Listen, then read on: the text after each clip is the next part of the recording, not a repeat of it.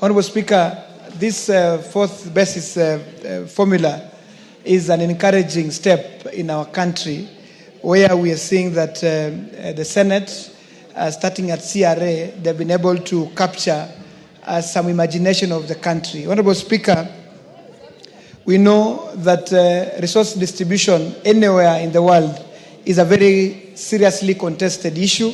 It is never easy to share resources, distribute resources to different corners of the country.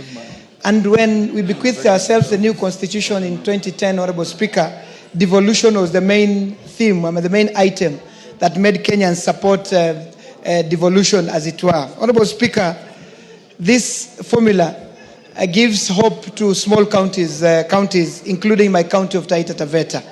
Honorable Speaker, we are pleased and we are happy to support this formula because CRA and Senate have agreed to put aside money that will be shared among the small, so-called small counties.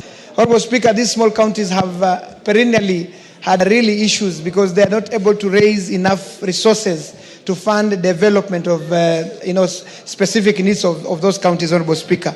Vihiga being one of them, West Pokot being one of them, Trakanithi, Lamu, Taita Taveta, to name but a few. Honorable Speaker, when we consider only population and geographical size and poverty, it does not capture the minimum resource requirement, minimum resource wallet that is required to run a county, Honorable Speaker. And therefore today, when I see in this formula, there is an attempt to set aside 3 billion to be divided among the 12 counties. It gives me a lot of encouragement, Honorable Speaker. And to make even matters better, Honorable Speaker, when this House, I sit in the Budget Committee, Honorable Speaker, and we did agree that we should give counties more money, Honorable Speaker. And we passed in this House that Division of Revenue Bill, and now that we give counties 415 billion shillings. And in this, Honorable Speaker, it means the 12 counties that are so-called small counties, Honorable Speaker, will be able to get a total of 4.46 billion to share amongst themselves, Honorable Speaker. And if you divide that by 12 counties, Honorable Speaker, you realize that each county will receive in excess of 370 million Kenya shillings. I want to urge the governors from these small counties that indeed this money, the biggest challenge that we've had in counties like Taita Taveta, Honorable Speaker, is in the area of health care.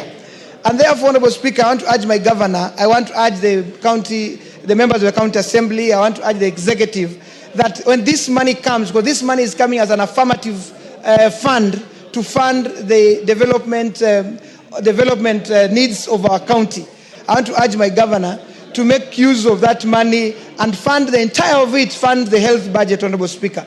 Because our people are suffering. We do not have enough equipment in our hospitals. We don't have enough hospitals themselves.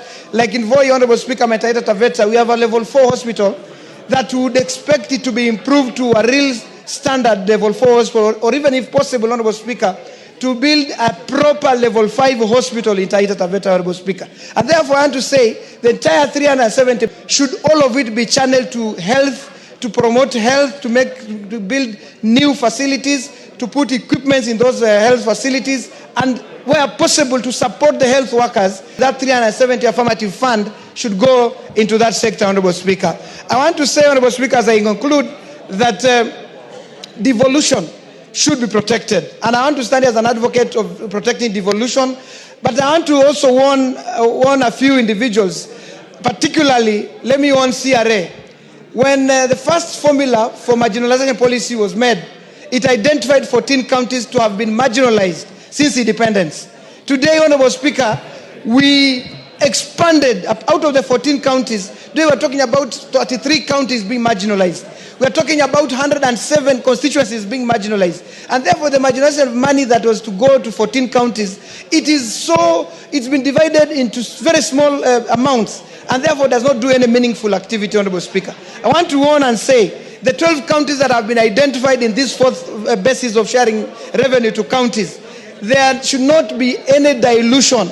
There should never be an attempt to expand from 12 to any number, because we know that these 12 counties require these resources, they require this money, so that then they can grow in the same manner that as the other big counties are growing, Honorable Speaker. I want to conclude, Honorable Speaker, by saying I support this bill, I support this formula, and therefore, Honorable Speaker, we should always support the small counties to get more funding, Honorable Speaker. Thank you.